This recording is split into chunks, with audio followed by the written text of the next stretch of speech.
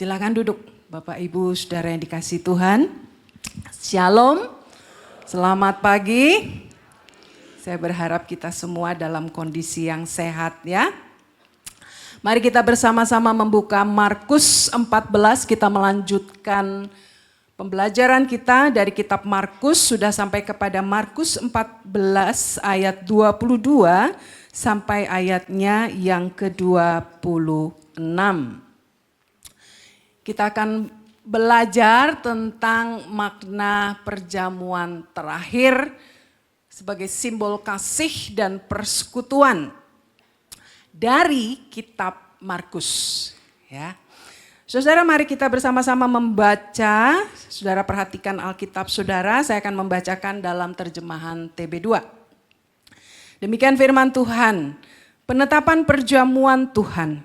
Ketika Yesus dan murid-muridnya sedang makan, Yesus mengambil roti, mengucap syukur, memecah-mecahkannya, lalu memberikannya kepada mereka dan berkata, "Ambillah, inilah tubuhku." Sesudah itu ia mengambil cawan, mengucap syukur, lalu memberikannya kepada mereka, dan mereka semuanya minum dari cawan itu. Ia berkata kepada mereka, "Inilah darahku, darah perjanjian yang ditumpahkan bagi banyak orang."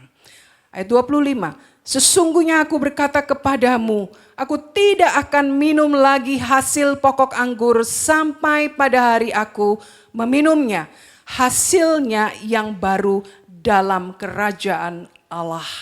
Sesudah menyanyikan nyanyian pujian, pergilah mereka ke Bukit Zaitun. Saudara-saudara, dalam sebuah wawancara eksklusif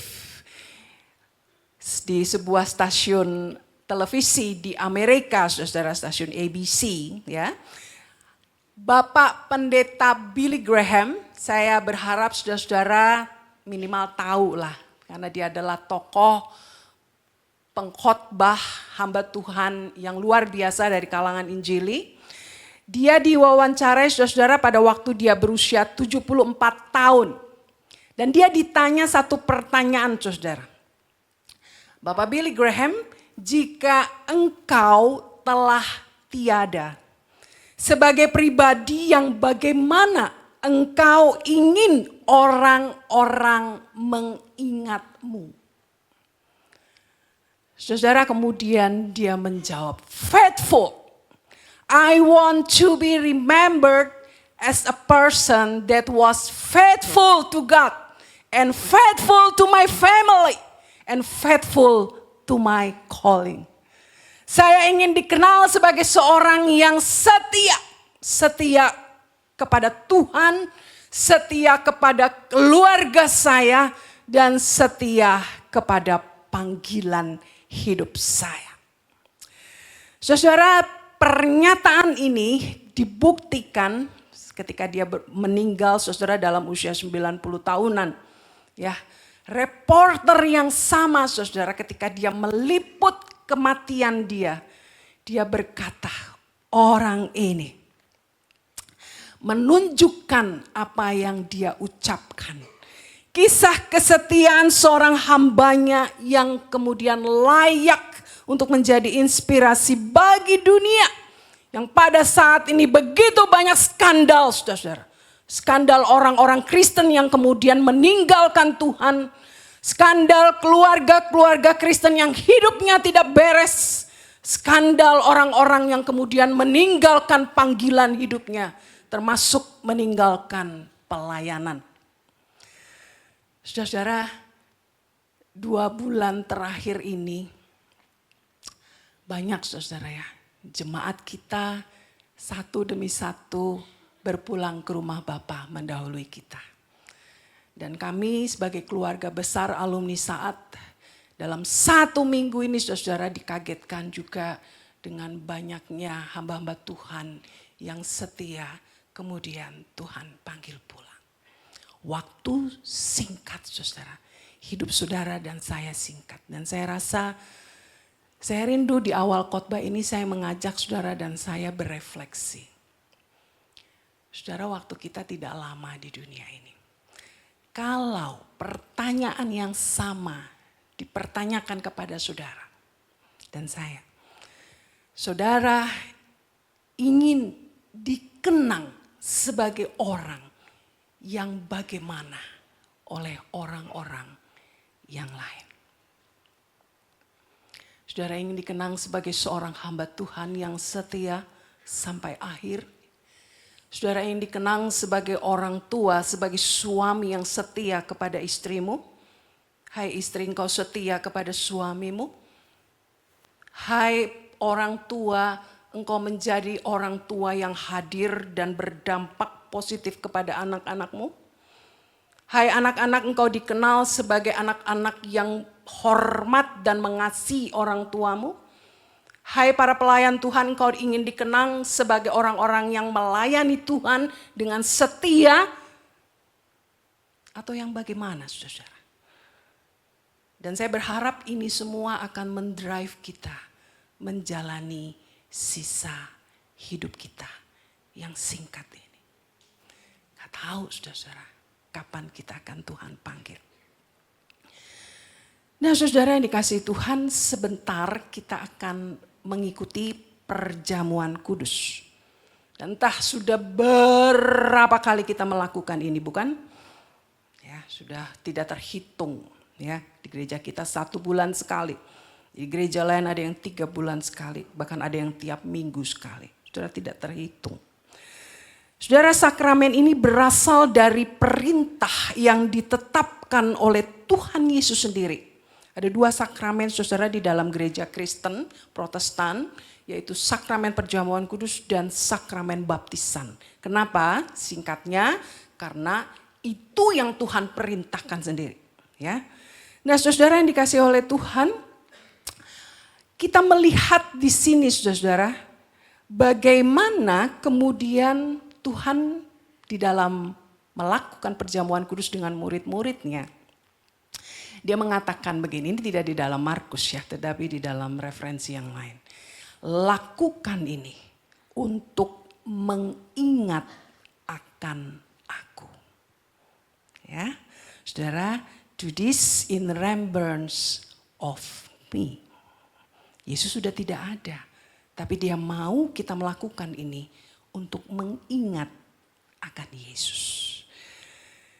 Nah saudara dikasihi Tuhan, kalau kita ingin melihat makna perjamuan kudus dalam konteks sekarang, ya, kita juga perlu memahami tradisi perjamuan Paskah orang Yahudi. Karena memang pada waktu itu Tuhan tengah mengadakan perjamuan Paskah, ya, 1 hari sebelum Paskah. Nah saudara-saudara, dalam tradisi Yahudi ini disebut dengan Seder Pesach atau ya perjamuan Paskah. Seder itu adalah seperti urutan-urutan di dalam perjamuan Paskah. Nah saudara, jadi dengan kata lain saudara ingin memahami ini, kita akan memahami dari narasi Markus ya. Karena sebenarnya catatan yang lain banyak, tapi kita akan konsentrasi berdasarkan narasi Markus. Apa itu perjamuan Paskah yang kita perjamuan kudus yang kita rayakan di dalam hubungannya pada waktu dulu Tuhan Yesus melakukan perjamuan Paskah ya, sebagai orang Yahudi. Nah, Saudara, untuk apa ya perjamuan Paskah atau Seder Pesach itu dilakukan bagi orang Yahudi pada zaman Tuhan Yesus? Nah saudara, tradisi ini dilakukan untuk mengingat apa yang telah Allah lakukan bagi bangsa Yahudi. Ketika mereka kemudian Tuhan pimpin keluar dari perbudakan, dari penderitaan mereka yang mereka hadapi di Mesir. Ya, kita ingat peristiwa ini bagaimana kemudian Allah memberikan tulah demi tulah ya, ada 10 tulah kepada orang-orang Mesir, mengingatkan mereka bahwa mereka harus membiarkan orang-orang Israel keluar dari tanah mereka. Nah, pada waktu itu kita ingat tulah yang terakhir adalah tulah di mana semua anak sulung di sana akan mati. Dan kepada orang-orang Yahudi Tuhan memberikan peringatan bahwa mereka harus menyembelih domba ataupun binatang untuk kemudian dioleskan di ambang pintu, saudara-saudara ya. Ingat ya peristiwa ini. Nah kalau tidak dioleskan, kalau orang-orang Yahudi tidak menuruti perintah Allah dan mereka itu akan juga kehilangan tentu ya. Karena malaikat maut lewat, no, ini gak ada tandanya. Ya semua orang yang adalah anak sulung akan mati.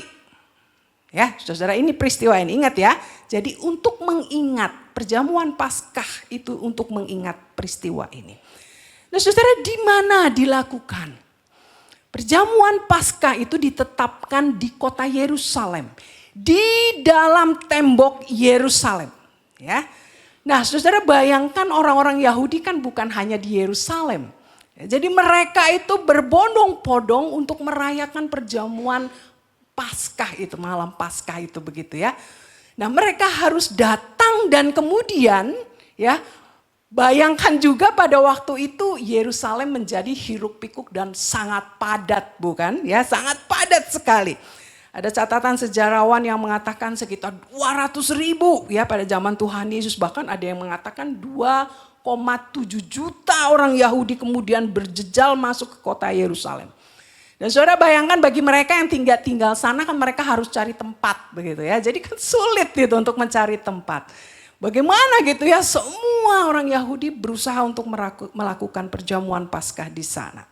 Nah saudara, kemudian kita bayangkan ya bagaimana Tuhan Yesus juga pasti bingung begitu ya mencari tempat. Dan para murid mengusahakan begitu, catatan Injil mengatakan dan mereka mendapatkan satu tempat. Di upper room ya, tempat di atas begitu ya, satu ruangan ya.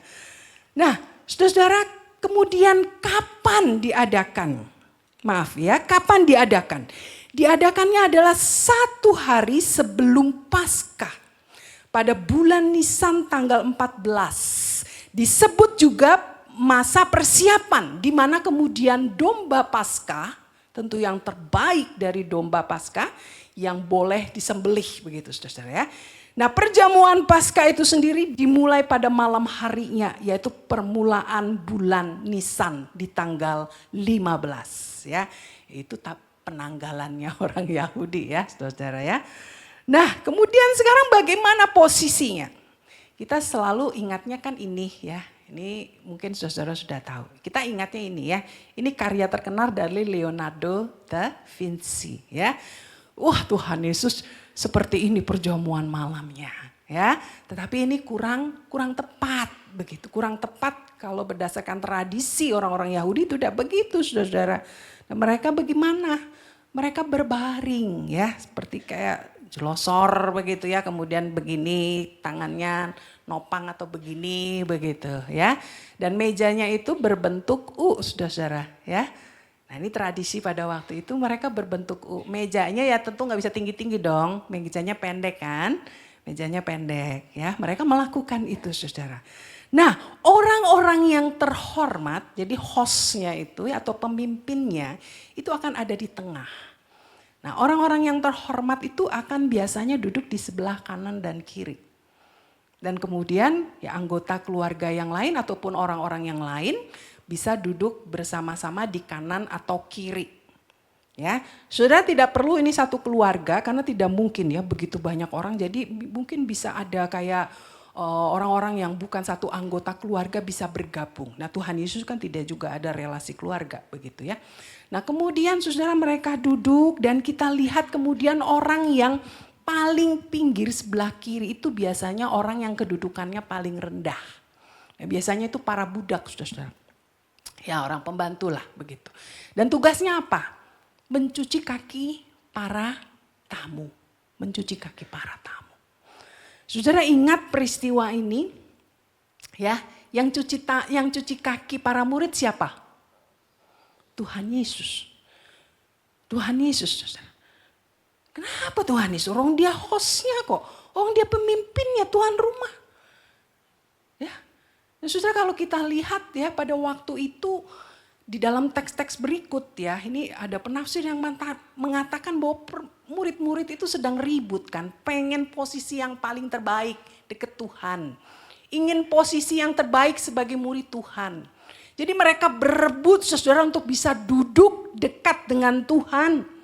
Mereka berebut saudara ingin mendapatkan perhatian Tuhan. Ya. Nah sebelah kanan itu kemungkinan adalah Yohanes, dia yang paling muda saudara ya, larinya mungkin kuat begitu ya. Jadi cepat. Itu sebelah kiri saudara.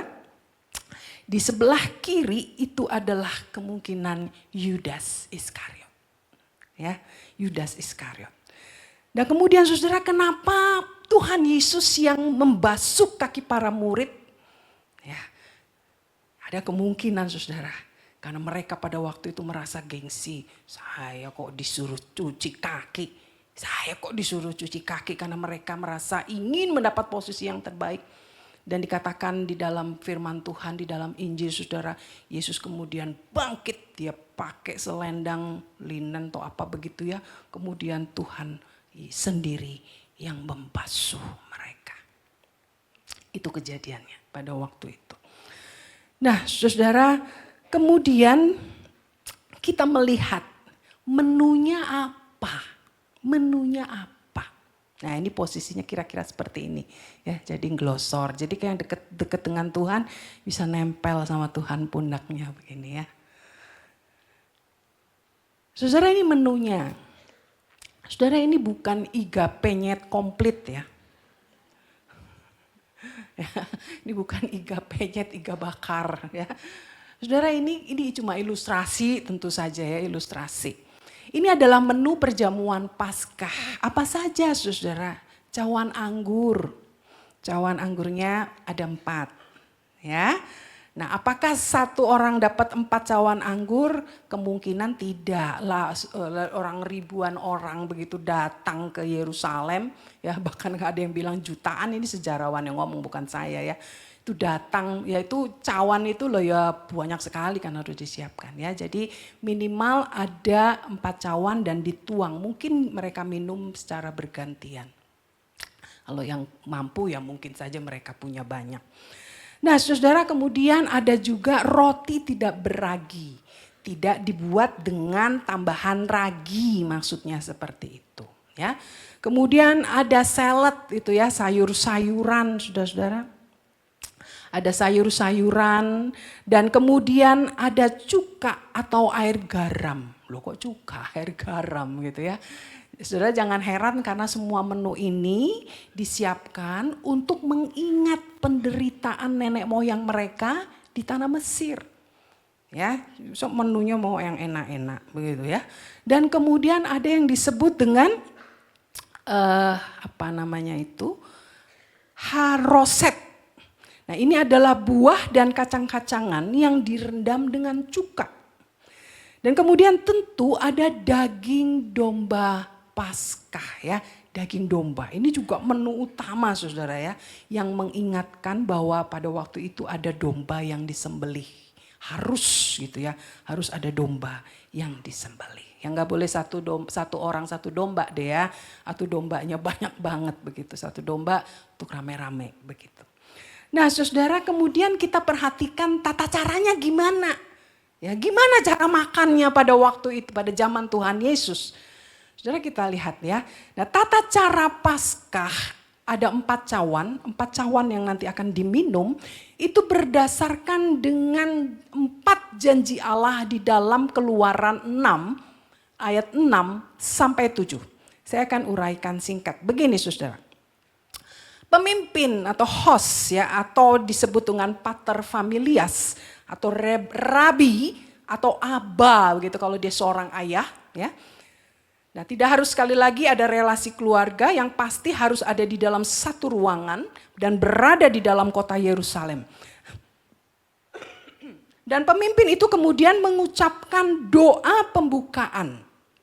Ya, pembukaan dan berkata, ayat nomor yang pertama ya.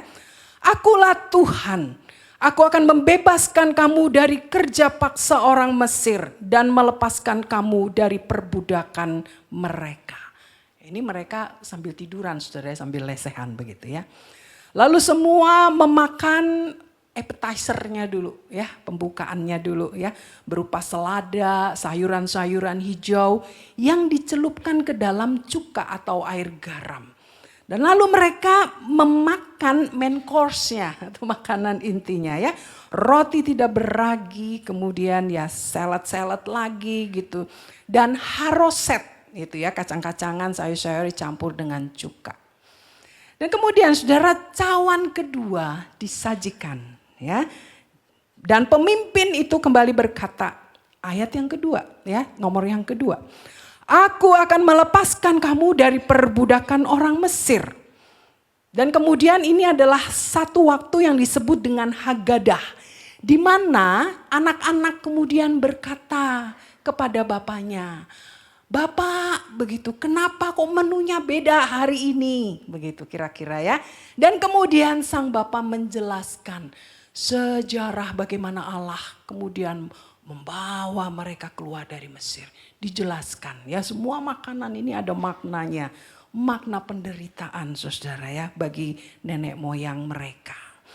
Nah kemudian saudara, setelah dijelaskan pemimpin kemudian mengajak ya para anggota yang mengikuti, anggota keluarga menyanyikan pujian Halel agung. Halel, haleluya begitu ya. Yang diambil dari Mazmur 113 sampai Mazmur 118. Sudah nanti bisa baca ya, Mazmur 113, Mazmur 118. Nyanyi mereka. Ya, jadi Tuhan Yesus juga nyanyi di sini ya. Tuhan Yesus nyanyi. Nah setelah makanan lengkap tersaji saudara, cawan ketiga itu disajikan. Dan cawan ini diminum bersama-sama dan kemudian pemimpin mengucapkan yang ketiga itu. Aku akan menebus kamu dengan tangan yang teracung dan dengan hukuman-hukuman yang berat. Lalu ia mengucapkan berkat bagi semua yang hadir. Dan yang terakhir saudara, cawan yang keempat diangkat ya. Dan pemimpin kemudian berkata, aku akan mengangkat kamu menjadi umatku dan aku akan menjadi Allahmu. Supaya kamu mengetahui bahwa akulah Tuhan Allahmu yang membebaskan kamu dari kerja paksa orang Mesir. Dan kemudian selesailah perjamuan malam Paskah itu. Semua menutupnya dengan menyelesaikan pujian Halel itu ya. Dari Mazmur 113, 118. Saudara, itu tradisi orang Yahudi pada zaman Tuhan Yesus ya. Pada zaman Tuhan Yesus itu dilakukan menjelang Paskah. Nah saudara, di dalam teks yang kita baca di Markus tadi. Saudara, ini sebenarnya banyak ya referensi lain. Tapi karena tugas saya di Markus, ayo kita konsentrasi di Markus. Di dalam teks ini yang perlu kita perhatikan dan amati dengan baik. Saudara, Yesus melakukan perjamuan Paskah dengan para murid, tetapi dengan tata cara yang berbeda, dengan seder yang berbeda dari tradisi tradisional yang pada waktu itu harusnya dilakukan. Saudara, Yesus mengatakan kemudian kalimat-kalimat yang tidak seharusnya seperti itu. Yang seperti biasanya diucapkan, Tuhan Yesus tidak ucapkan itu. Dan kemudian Yesus juga melakukan tata cara ritual yang berbeda dari yang biasanya, bukan? Ya, dengan kata lain Yesus mengubahnya. Ya, walaupun saya percaya tidak semua urutan itu tetap ada, tetapi kalimat-kalimat ya dan makanan yang diambil itu berbeda, saudara. Yesus kemudian, saudara, di dalam catatan yang tadi saya sudah singgung ya, Lukas 22:19b, 1 Korintus 11:24b, menekankan kepada murid ketika dia mengatakan itu, ketika dia melakukan itu, ketika dia memberikan makan itu kepada murid, dia berkata kemudian, lakukan ini sebagai peringatan akan aku. Bukan lagi peringatan kepada nenek moyang Israel yang menderita itu. Nah saudara, mengapa dan apa maksud Tuhan melakukan dan mengucapkan hal yang berbeda dari tradisi yang seharusnya? Ya. Dan saudara, perjamuan Paskah ini sebenarnya sekali lagi hanya perjamuan Paskah biasa yang Tuhan lakukan. Tetapi yang membuat tidak biasa, saudara-saudara, yang membuat tidak biasa adalah Yesus pada waktu itu menginfus atau memberikan makna baru kepada perjamuan Paskah itu. Nah, pada waktu itu kepada para murid. Dan sekarang kita juga melakukan itu berdasarkan perintah Tuhan Yesus. Saudara sampai sini nangkap? Nangkap ya. Nah sekarang saudara, kita akan lihat kenapa Tuhan lakukan itu. Ya, apa maknanya? Apa maknanya? Nah saudara, Tuhan Yesus memberi makna yang baru. Ya, saudara harus ingat ini maknanya apa? Tentu penting begitu ya, makna yang penting sekali. Yang pertama saudara, perjamuan kudus yang Tuhan lakukan. Ya, makna baru yang Tuhan lakukan itu mengajak para murid untuk melihat akan keagungan kasih Tuhan Yesus. Saudara ayat 22, 23 ya, katakan ambillah saudara, ini ayat 22, 24 ya, sampai 24. Ambillah, inilah tubuhku. Dan kemudian Tuhan, minumlah, inilah darahku. Saudara, ini adalah kalimat yang tidak biasa saudara. Bahkan sangat luar biasa gitu ya. Saudara sering dengar bapak-bapak pendeta di sini mengatakan itu bukan? Ya. Saudara sadar gak ini kalimat yang keluar dari mulut Tuhan dan punya makna yang luar biasa. Saudara kita lihat dalam konteks Markus saja. Ya. Dua kalimat ini saudara diapit. Ya, peristiwa ini diapit dengan dua peristiwa dosa yang sangat luar biasa yang dilakukan oleh manusia. Yang pertama adalah saudara dosa Yudas sebelum peristiwa ini. Ya, ada catatan di dalam Matius juga. Ketika mereka sedang makan malam, ketika Tuhan Yesus berkata, sesungguhnya aku berkata kepadamu, salah seorang dari kamu akan menyerahkan aku. Saudara lagi makan malam, enak-enak persekutuan Tuhan ngomong begitu. Kira-kira gimana saudara murid-murid pada waktu itu? Ada salah satu dari kalian. Ya Tuhan tahu lah ya, itu si Yudas akan menyerahkan aku. Bahkan sudah menyerahkan sebenarnya, sudah terima 30 keping perak. Dan kemudian saya yakin saudara para murid itu berkata, bukan aku ya Tuhan. Mereka sudah mulai bingung, ada apa ini? Kemudian Yesus menjawab, dia yang bersama-sama dengan aku mencelupkan tangannya dalam mangkuk ini. Dia yang akan menyerahkan aku. Saudara saya yakin para murid pada waktu itu langsung, lihat lu ya, kamu ya, begitu ya. Bukan saya Tuhan, bukan saya Tuhan. Saudara celup makan, mungkin ada yang lagi makan, enggak keselak aja udah bagus begitu ya. Iya kan, kaget begitu. Kok dibilang Tuhan akan diserahkan begitu. Saudara gak main-main ya, itu kan mereka pada waktu itu memang Tuhan Yesus itu sedang diincar begitu ya, ingin ditangkap.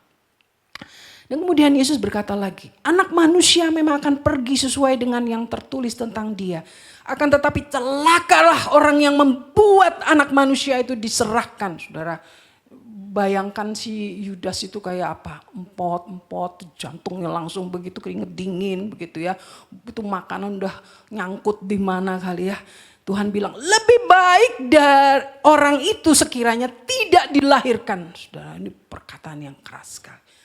Dan saya yakin saudara suasana makan malam pada waktu itu begitu jadi mencekam. Bukan sesuatu yang menenteramkan, yang mengakrabkan lagi saudara. Menegangkan bahkan begitu ya dan saling mencurigakan. Ya semua bilang bukan aku ya Rabi, bukan aku yang Rabi, bukan aku yang Rabi. Nah, Tuhan pada waktu itu sebenarnya memberikan sense dengan jelas bahwa aku pada saat itu tidak akan ada lagi bersama-sama dengan mereka. Begitu ya. Nah saudara bayangkan kalau misalnya ada seorang teman saudara lagi ngafe nih ya. Lagi ngafe sama sohib. Kemudian ada seorang rekan saudara. Saya lagi kesusahan. Dokter vonis saya tinggal 3 bulan lagi. Saudara makan malamnya gimana? Langsung hilang nafsu makan begitu. Langsung enak semua begitu ya. Dan rasa nelongso. Saudara kira-kira seperti itu. Tuhan mau ditangkap.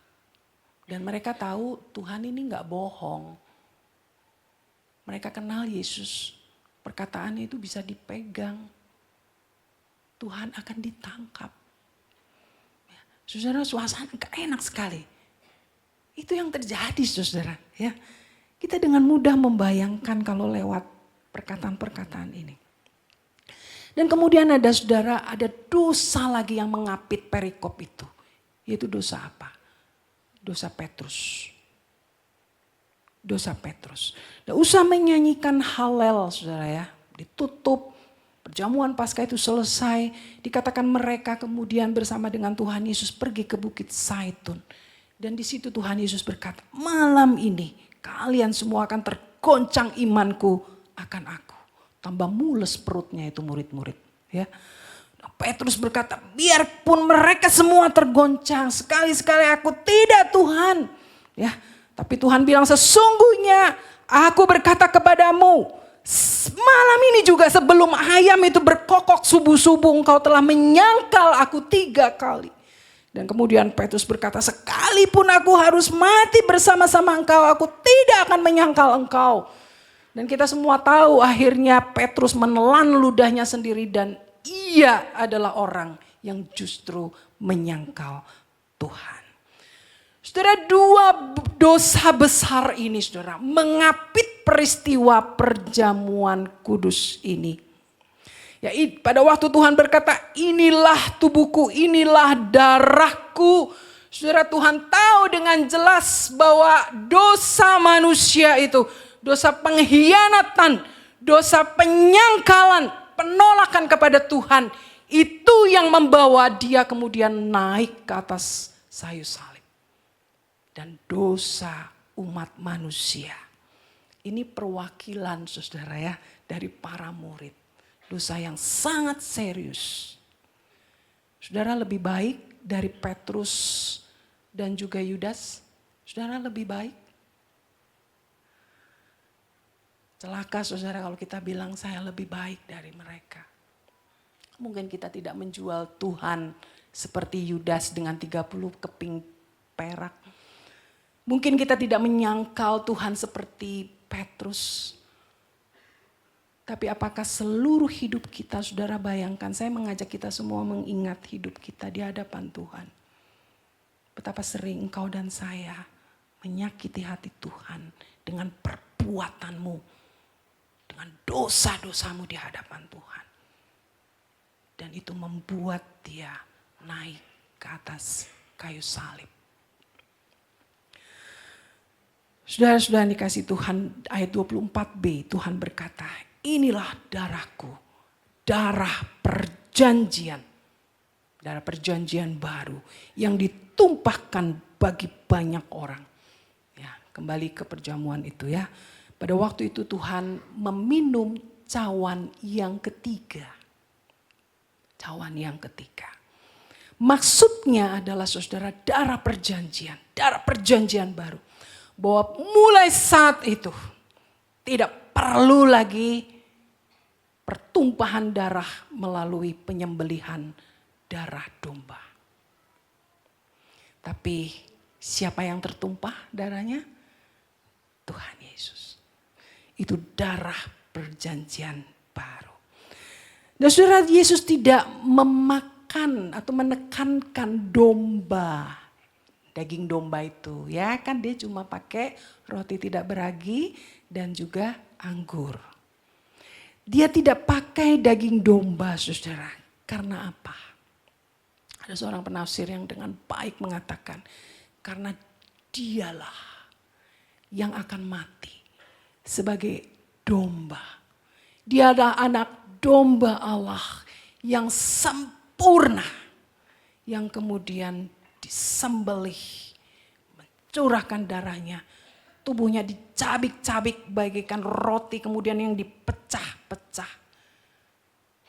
dialah anak domba itu.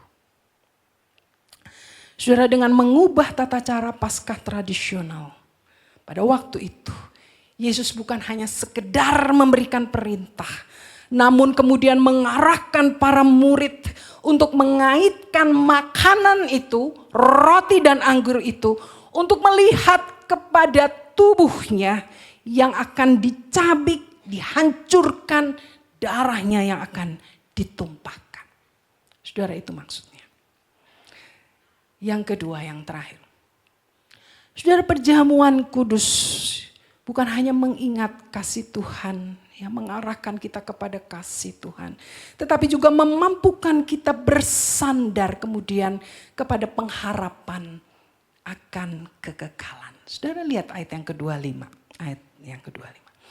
Aku berkata kepadamu, sesungguhnya aku tidak akan minum lagi hasil pokok anggur sampai pada hari aku meminumnya, yaitu yang baru di dalam kerajaan Allah. Saudara, Tuhan tidak mengangkat cawan yang keempat. Dia tidak minum cawan yang keempat. Kenapa, saudara? Dia mengatakan di sini, saudara, bahwa nanti aku akan meminumnya di dalam kerajaan Allah. Sekarang ini aku tidak akan lagi meminumnya. Seberhenti hanya sampai di cawan yang ketiga. Dan saudara, maksudnya apa? Maksudnya adalah ini adalah sesuatu yang luar biasa bagi kita gereja pada saat ini. Yang mengingatkan sesuai dengan janji Tuhan di dalam perkataan itu, saudara. Bahwa nanti Yesus itu akan datang kembali kepada kita. Dan kepada saudara dan saya yang murid Tuhan, yang percaya Tuhan secara otentik. Kitalah orang-orang yang kemudian diberi privilege untuk datang ke surga, menikmati kemudian perjamuan bersama dengan Tuhan di surga. Amin, saudara. Amin. Itulah cawan yang terakhir yang nanti akan kita minum bersama-sama. Saudara, Yesus menjanjikan sebuah perjamuan kudus akbar yang akan kita rayakan bersama dengan seluruh orang percaya. Dan hanya orang percaya yang bisa melakukan itu, saudara. Yang bisa menikmati itu di sorga yang kekal. Saudara, di sebuah kota kecil, di sebuah gereja kecil di Wisconsin, Amerika. Ada satu tradisi yang unik, saudara.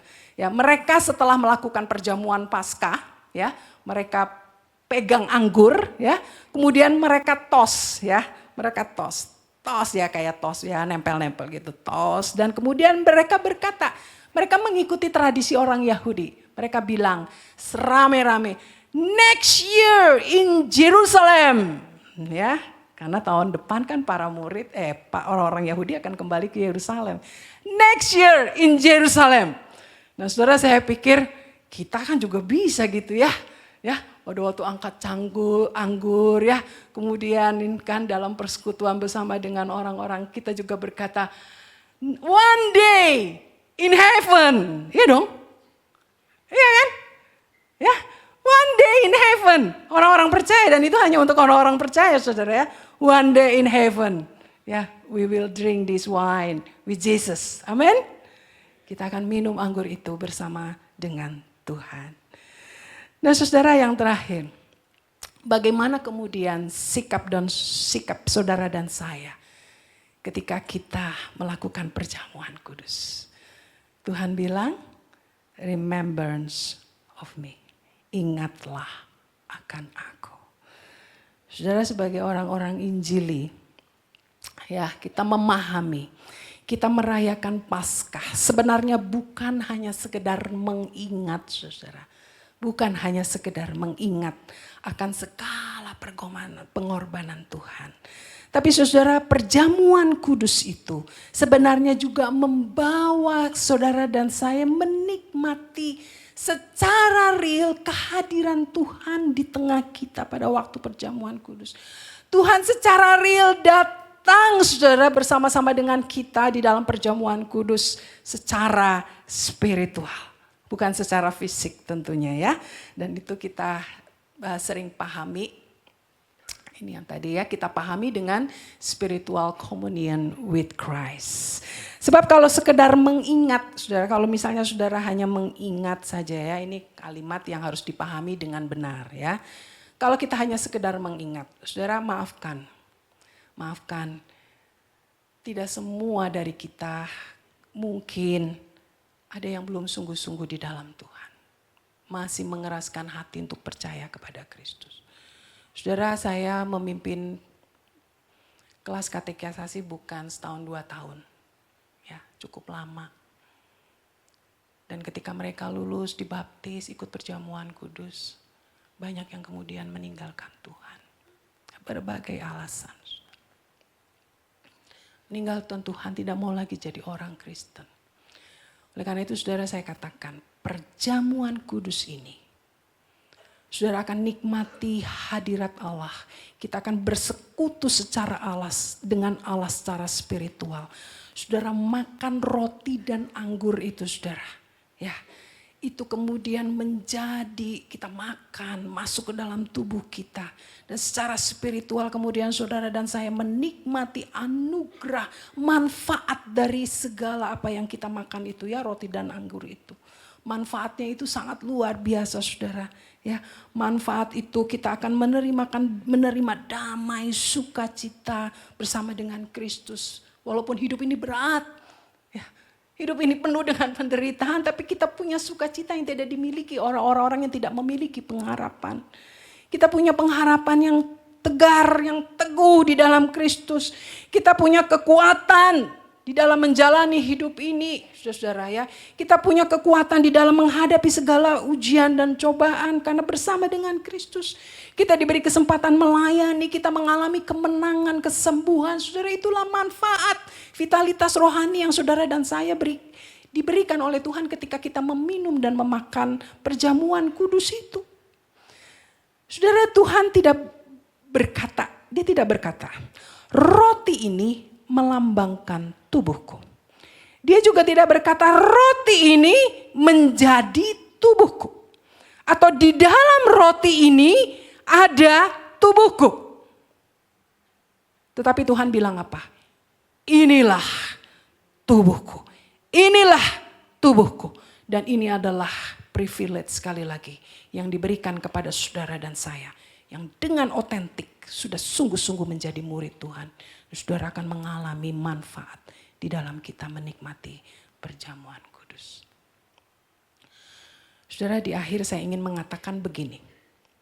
Kalau orang-orang Yahudi dulu ya melakukan, dan sekarang juga mereka melakukan ya. Kan mereka masih menantikan Mesias, mereka yang tidak percaya kepada Yesus.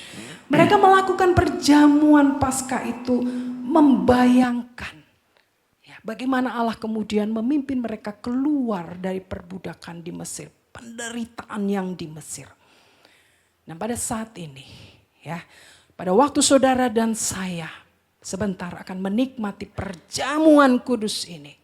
Sikap yang baik adalah, mari saudara kita tempatkan diri kita kepada posisi pada waktu Tuhan Yesus ada di upper room itu bersama dengan para murid.